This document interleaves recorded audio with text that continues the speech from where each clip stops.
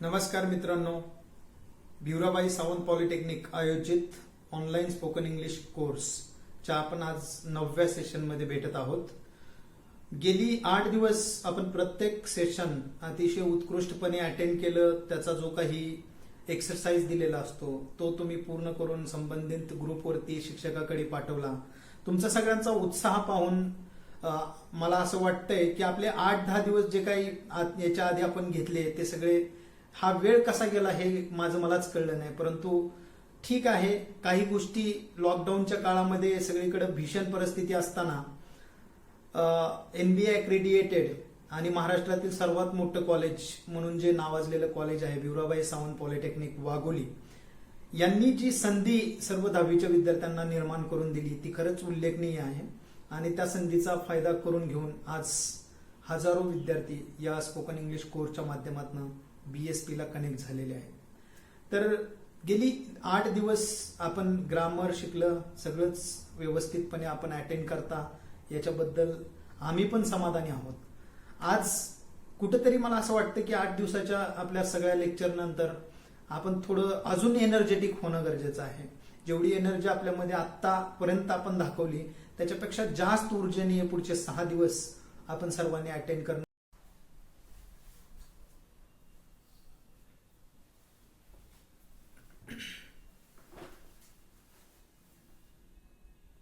नमस्कार मित्रांनो, परत एकदा 9व्या सेशनमध्ये आता आपण बघितलंच व्हिडिओ वगैरे हे सगळं झालेलं आहे. चला आता आपण थोडं आजचा जो विषय आहे आपला modal auxiliary verb. No, it's modal verbs. Everyone speak English, but there are some, if you want to make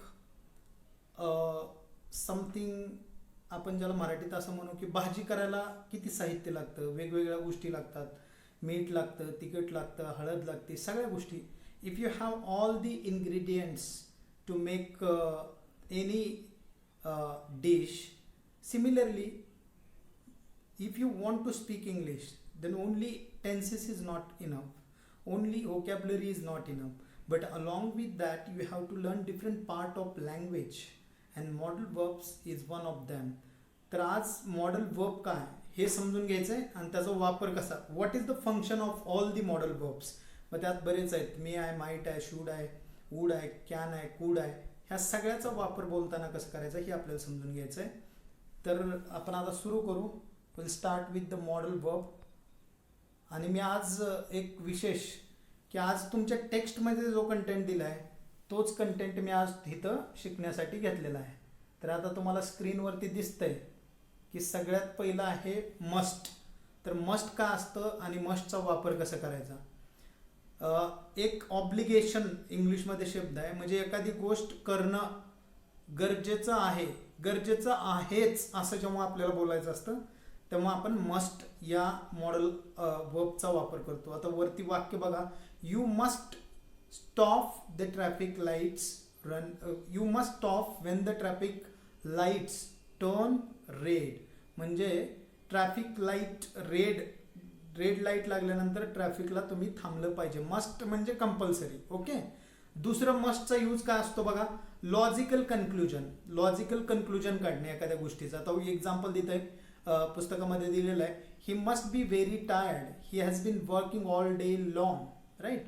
तो थकलेला असेल कारण त्याच्या मागं लॉजिकल थिंकिंग काय आहे की त्या दिवसभर काम करते. किंवा you must have studied hard for the examination, आपण असं म्हणू शकतो. म्हणजे तू एक्झामसाठी खूप अभ्यास केलेला असेल, लॉजिकल त्याचा चेहरा बघून, whatever it may be, you guess that. Right.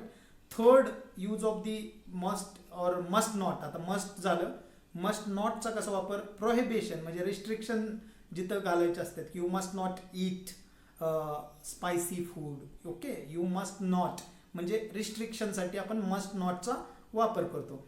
दुसरं मॉडल वर्ब आहे कॅन.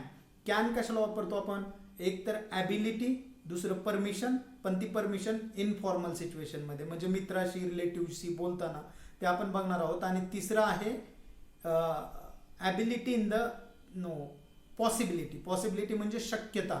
ते थोडं अक्षर लहान आहे त्याच्यामुळं इथून मोबाईलवरतून वाचायला थोडं अवघड जाते, but I will try my level best to speak with you clearly. So कॅनचा पहिला यूज ॲबिलिटी. ॲबिलिटी म्हणजे काय, क्षमता. आता क्षमतेबद्दल जर बोलायचं असेल तर कॅनचा वापर करू शकतो. I can pass UPSC exam, तर माझी ॲबिलिटी आहे UPSC एक्झाम पास करणे. I can get admission for diploma in BSP, तर BSP मध्ये डिप्लोमा घेण्या इतपत माझी ॲबिलिटी आहे, म्हणजे 10वीत मला तेवढे मार्क पडणार आहेत. ओके, तर ॲबिलिटीज आहे. आय कॅन स्विम, मी पोहू शकतो, माझी क्षमता आहे, माझी ॲबिलिटी आहे. दुसरं आहे ॲबिलिटी झालं. त्याच्यानंतर परमिशन, परमिशनसाठी सुद्धा आपण कॅनचा वापर करतो शाळेमध्ये समजा. पण ते मला असं वाटतं की परमिशनसाठी कॅन वापरण्याऐवजी अजून बरेच शब्द आहेत, मे आहे, कुड आहे, ते प्रोफेशनल कॉन्टॅक्टमध्ये यूज करायचे. पण कॅन आपण मित्रासोबत परमिशनसाठी वापरू शकतो. आता समजा मला एका माझ्या मित्राचं नोटबुक पाहिजे, तर मी त्याला असं म्हणू शकतो, can I get your notebook for 2 minutes, can I get your notebook for 2 minutes. Informal परमिशनसाठी कॅनचा वापर केला जातो. आणि त्याच्यानंतर पॉसिबिलिटी, पॉसिबिलिटी म्हणजे शक्यता, भविष्यात काय होऊ शकतं. तर तिथं वाक्य आहे स्मोकिंग कॅन कॉज कॅन्सर, तर स्मोकिंगमुळं कॅन्सर होऊ शकतो म्हणजे शक्यता. तर हे कॅनचे 3 यूज आहेत आणि कॅन हे मॉडल ऑक्झिलरी वर्ब आहे. आता तसंच कूड आहे. आता कॅन सारखं कूडचा काय यूज आहे आपण बघू. पोलाईट परमिशन म्हणजे कॅन आपण कसं वापरलं, can I get your notebook for 2 minutes, तसंच कूड हे ऑफिसमध्ये परमिशनसाठी म्हणजे कुठल्याही गोष्टीची ॲक्सेस मिळवण्यासाठी परमिशन लागते आणि ती परमिशन घेण्यासाठी इंग्रजीमध्ये जो कॉर्पोरेट सेक्टरमध्ये संवाद चालतो त्याच्यामध्ये कूड वापरलं जातं. तर ते वाक्य excuse me, could I just say something, म्हणजे मला माफ करा मी काय बोलू शकेन का. किंवा तुम्ही तेच वाक्य असं म्हणू शकता प्रोफेशनल कॉन्टॅक्टमध्ये, could you please allow me to use your computer, could you please allow me to use your computer. तर पोलाईट सभ्यपणे परमिशन मागण्यासाठी कुडचा वापर केला जातो. पॉसिबिलिटी, पण हे पॉसिबिलिटी आता हे जरा वेगळं स्ट्रक्चर आहे, म्हणजे भविष्यात काय घडणार आहे आणि ह्याच्यासाठी सुद्धा कुडचा वापर केला जातो. तर त्याचं वाक्य दिलं बघा तिथं, it could rain tomorrow. It कुड, आता कुड म्हणलं की आपल्या लक्षात येतं की पास्ट पॉसिबिलिटी, पण तसं नाही. काही कॉन्टॅक्टमध्ये जे की अपवाद आहेत नियमाला, तिथं कुड हे फ्युचर पॉसिबिलिटी सुद्धा वापरलं जातं. आणि मग ह्या वाक्यात आपल्या लक्षात येतं इट कुड रेन टुमारो, म्हणजे उद्या पाऊस येऊ शकतो असा त्याचा अर्थ होतो. परमिशनसाठी हे झालं कुडचा. आता मे वरती येऊ आपण. मे सगळ्याला माहित आहे, परमिशनसाठी मे आपण वापरतो. मे आय कम इन सर, हे लहानपणापासून बोलत आलो, तर ते परमिशनचं क्लिअर आहे, त्याच्याबद्दल जाऊ द्या. May I use your phone please and all that. दुसरं पॉसिबिलिटी अँड प्रोबॅबिलिटी. पॉसिबिलिटी शक्यता, प्रोबॅबिलिटी ती पण शक्यता, राईट. पॉसिबिलिटी किंवा प्रोबॅबिलिटी.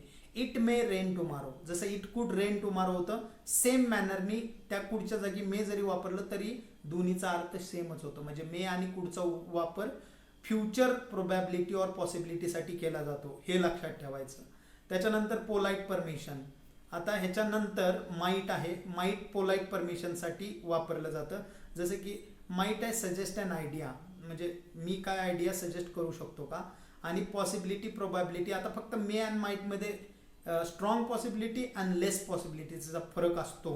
तो कसा, मे म्हणलं ना इट मे रेन टुमारो, म्हणजे absolutely it is possible to rain, पण इट माईट रेन टुमारो ते जास्त पॉसिबल नाही.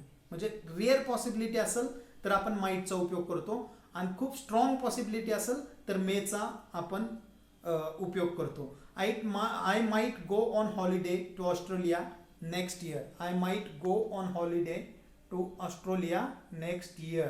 तर आता इथं मी ही रिअर पॉसिबिलिटी आहे, म्हणजे जाऊ बी शकतो, नाही बी जाऊ शकत. त्याच्यानंतर need not, lack of necessity, absence of obligation, म्हणजे मला हे करणं जरुरी नाही आहे असं म्हणून ज्यावेळेस बोलायचं असतं त्यावेळेस आपण नीड नॉटचा वापर करतो. I need not buy tomatoes, there are plenty of tomatoes in the fridge. Okay, म्हणजे मला टोमॅटो परचेस करण्याची गरज नाही, कारण प्लेंटी ऑफ म्हणजे खूप सारे टोमॅटोज माझ्या फ्रीजमध्ये पडून आहेत. आता ह्याच्यानंतर शूड आणि आउट टू, 50% ऑब्लिगेशन. शूड म्हणजे कसं, आता मस्टमध्ये 100% ऑब्लिगेशन होतं. मस्टमध्ये म्हणजे मी जर तुम्हाला 2 वाक्य म्हणलं, You must complete your spoken English course, which means 100% it is compulsory for you to complete the spoken English course. पण मीच ते वाक्य जर असं म्हणलं, you should complete the spoken English course, which means it is not compulsory but it would be good for you. 50% compulsion and 50% is depend on you. म्हणजे अशा पद्धतीत आपण शुड एक सजेशन असतं, शुड एक प्रकारचं सजेशन असतं. I should or ought to see a doctor, म्हणजे मी डॉक्टरकडे गेलं पाहिजे, भेटलं पाहिजे. I have a terrible headache. Terrible head head pain नसतं कधीचा, हेड एक असतं. शुड आणि आउट टू दोन्हीचा वापर सेम पद्धतीने होतो. आता ॲडवाईस देण्यासाठी, म्हणजे प्रत्येकाला ज्यावेळेस आपण बोलताना ॲडवाईस देतो, बरेच लोक आपल्याला ॲडवाईस देतात, you should not behave in this way, you should study hard. तर ॲडवाईस देण्यासाठी आपण शूडचा वापर करतो. Logical conclusion, he should or ought to be very tired. He should be, हे म्हणजे मगाशी जे बघितलं तेच कॉन्टेक्स्टमध्ये आहे. आणि शेवटचं हॅड बेटर. हॅड बेटर म्हणजे हा एक ॲडवाईस असतो, पण त्याला आपण पास्ट वगैरे असं समजायची गरज नाही, कारण हे मॉडल वर्ब्स आहेत, हे प्रेझेंटमध्येच ह्याचा यूज होतो. पण एक ॲडवाईस म्हणजे एक गोष्ट एखाद्याने केली आहे, त्याच्यापेक्षा त्यांनी दुसरी केली असती तर बरं झालं असतं, असं जेव्हा सांगायचं असतं तेव्हा हॅड बेटर असं आपण वापरतो. You had better revise your lessons. You had better revise your lesson. तर ह्या पद्धतीनं ॲडवाईस देण्यासाठी आपण त्याचा वापर करतो. आता खाली modals are different from normal verbs. They don't use es s for the third person singular. S s वगैरे याला काय लागत नाही, ते पहिलं लक्षात घ्यायचं. आणि दुसरं, they make question by inversion. She can go becomes can she go.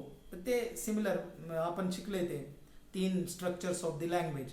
तर तशा पद्धतीनं आता पुढच्या स्लाईडवरती आपण येऊ. आता इथं बघा पॉसिबिलिटी, प्रोबॅबिलिटी. ओके, प्रोबॅबिलिटी काय असतं पहिले ते समजून घ्या. First, they can be used when we want to say how sure we are that something is happening or will happen. We often call these models of deduction or speculation or certainty or probability. For example, it's snowing, so it must be very cold outside. Okay, म्हणजे probability, possibility सांगण्यासाठी आपण मस्टचा कसा वापर करतो ते सांगितलंय. म्हणजे snowfall होतोय, वरून पाऊस पडतोय, तर it must be cold outside, probability. Okay, म्हणजे शक्यता आहे. दुसरं, I don't know where John is. John कुठे आहे मला माहित नाही, तर कुडचा वापर प्रोबॅबिलिटीसाठी कसा केला जातो, he could have missed the train, right. आता दुसरं आहे ability. We use can and could to talk about a skill or ability. For example, she can speak 6 languages. Ability, क्षमता. My daughter could play golf very well, शक्यता. पहिली ability, दुसरी शक्यता. I can't drive, परत negative ability. Okay, obligation and ॲडवाईससाठी याचा वापर केला जातो. We can use verb such as must or should to say when something is necessary or unnecessary or to give advice. For example, children must do their homework, obligation. We have to wear a uniform at work, compulsory, obligation. Have to म्हणजे must सारखंच. You should stop smoking, advice. Permission, permission साठी कुठले वापरले जातात ते बघा. Could I have early, could I leave early today, ऑफिसमध्ये ज्यावेळेस लवकर घरी जायचं असेल किंवा तुम्ही विद्यार्थी म्हणून शाळेतनं 1-15 मिनिट आधी सुट्टी घ्यायची असेल तर आपण could I leave early today please. You may not use the car tonight. Okay, you may not use the car tonight. Can we swim in the lake. तर अशा पद्धतीनं हे आपण ह्याचे फंक्शन बघितले. आता हे महत्त्वाचं आहे, कुड हॅव, शुड हॅव आणि would have. These past modal verbs are all use hypothetically. म्हणजे एखादी गोष्ट जर अशी असती भूतकाळात तर आपण असं करू शकलो असतो. हायपोथेटिकल म्हणजे ज्या गोष्टी घडल्या नाहीत पण घडू शकल्या असत्या, असं ज्यावेळेस भूतकाळाबद्दल बोलायचं असतं त्यावेळेस could have, should have and would हॅवचा वापर केला जातो. To talk about the things that didn't really happen in the past. आता कुड हॅवचा वापर कसा केला जातो पहिलं बघू. Could have plus past participle. Past पार्टिसिपलचा अर्थ क्रियापदाचं तिसरं रूप. ठीक आहे. Could have plus past participle means that something was possible in the past or you had the ability to do the something in the past but that you didn't do it. एखादी गोष्ट करण्याची तुमची ability किंवा क्षमता होती पण ती गोष्ट तुम्ही करू शकले नाही, अशा वेळेस पास्ट पार्टिसिपल प्लस कुड वापरून आपण वाक्य बनवतो. आता हे वाक्य बघा पहिलं, I could have stayed up late but I decided to go to bed early. मी रात्री उशिरापर्यंत जागू शकलो असतो पण मी ठरवलं की लवकर झोपायचं. They could have won the race but they didn't try hard enough. ते शर्यत जिंकू शकले असते परंतु त्यांनी जास्तीचे प्रयत्न केलेले नाहीत. Julie could have bought the book but she borrowed it from the library instead. जुलीनी पुस्तक विकत घेऊ शकली असती परंतु तिने लायब्ररीमधून बॉरो केलंय. ही could have studied harder but he was too lazy and that's why he failed the exam. तो खूप स्टडी करू शकला असता परंतु खूप आळशी असल्यामुळे तो एक्झाम मध्ये फेल झाला. म्हणजे कुड हॅव एखादी गोष्ट भूतकाळात शक्य होती पण आपण ती करू शकलो नाही, अशा वेळेस कुड हॅवचा वापर केला जातो. Couldn't have past participle, right, means that something wasn't possible in the past even if you had wanted to do. आता कुड नॉट हॅव आलं की काय असतं, पॉसिबल होतं म्हणजे पॉसिबल करण्यासारखं होतं पण तुमची ॲबिलिटी नव्हती करण्यासारखी, त्यावेळेस कुडंट वापरायचं. आता बघा वाक्य, I couldn't have arrived any earlier there was a terrible traffic jam. म्हणजे मी कसल्याही परिस्थितीत वेळेवर ट्रेन स्टेशनवर येऊ शकलोच नसतो कारण तिथं खूप ट्रॅफिक जाम होती. He couldn't have pass the exam even if he had studied harder. It's a really difficult exam. म्हणजे त्याने कितीही अभ्यास केला असता तर तो परीक्षा पास होऊ शकला नसता कारण परीक्षाच खूप अवघड होती. म्हणजे कुडंट हॅव म्हणलं की काय, भूतकाळात एखादी गोष्ट शक्य होती परंतु तुमची ॲबिलिटी ती गोष्ट करण्यासारखी नव्हती. ठीक आहे, एवढंच. दुसरं, we use could have plus past participle when we want to make a guess about something that happen in the past. एखादी गोष्ट भूतकाळात घडली असं ज्यावेळेस बोलायचं असतं त्यावेळेस आपण, आता बघा हे वाक्य बघा, John should have finished work by now. If everything is normal John has finished work now. ठीक आहे, शुड कुड हॅव. ओके, आता वुड हॅव काय आहे बघून घेऊ आपण.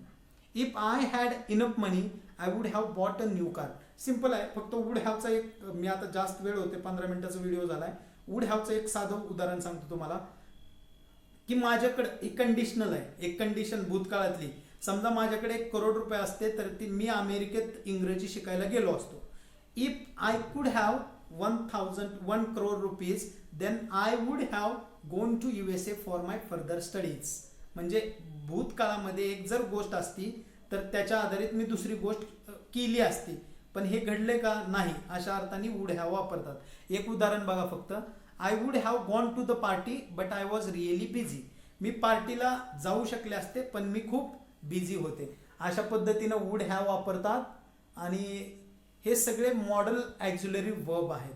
These are called modal auxiliary verb. आणि ह्याच्यावरती तुम्हाला उद्या एक्सरसाइज दिलेले आहेत, कांट, मस्ट कसं वापरायचं. So you can solve those exercise and submit it to your teacher. आजच्या पुरतं एवढंच. परत भेटू 10व्या दिवशी नवीन लेसन, नवीन लेक्चर. मी आज तुमची रजा घेतो. या नोटसोबतच तुम्ही व्यवस्थित पुढचे 6 दिवस अटेंड करा आणि हा पूर्णपणे कोर्स कंप्लीट करा. तुम्हाला त्याचं सर्टिफिकेट दिलं जाईल. आणि याच्यानंतर ह्या लिंक्स आहेत काय त्याचा वापर करून यूट्यूबवरती तुम्ही व्हिडिओ बघा.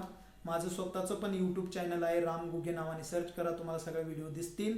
आणि एक्स्ट्रा रिसोर्सेस म्हणजे रेफरन्ससाठी मी तुम्हाला इसेन्शियल इंग्लिश ग्रामर, मोन्ने क्रेमंड मर्फीचं पुस्तक आहे, ते ग्रामरचं पुस्तक घ्या. त्याच्यावरती मी लास्टला सांगणारच आहे काय करायचं आहे. तर आत्ता सध्या एवढंच. उद्या भेटू परत. Thank you so much. धन्यवाद.